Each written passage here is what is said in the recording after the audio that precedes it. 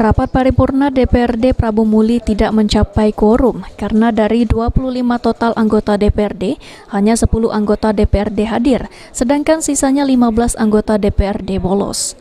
Akibatnya sidang yang membahas soal 5 rancangan peraturan daerah terancam molor akan dijadwalkan kembali oleh pihak Sekwan Prabu Muli.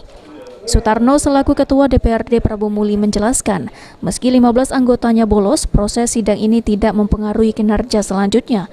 Alasannya apa, Pak?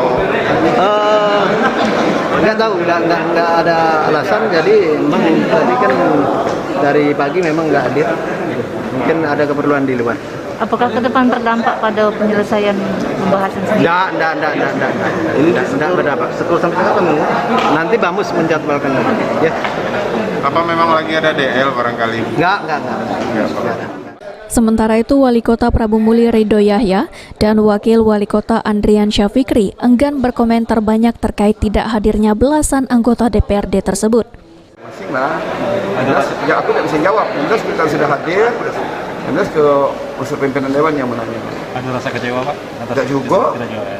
Memang ini hak mereka kan, kewajiban mereka, datang juga mereka, ini yang punya, bukan kita.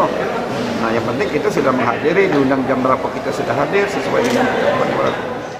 5 raperda yang dibahas dalam sidang paripurna DPRD Prabu Muli tersebut tentang perlindungan perempuan dan anak serta raperda tentang pengarustamaan gender. Beni Firdaus, PAL TV.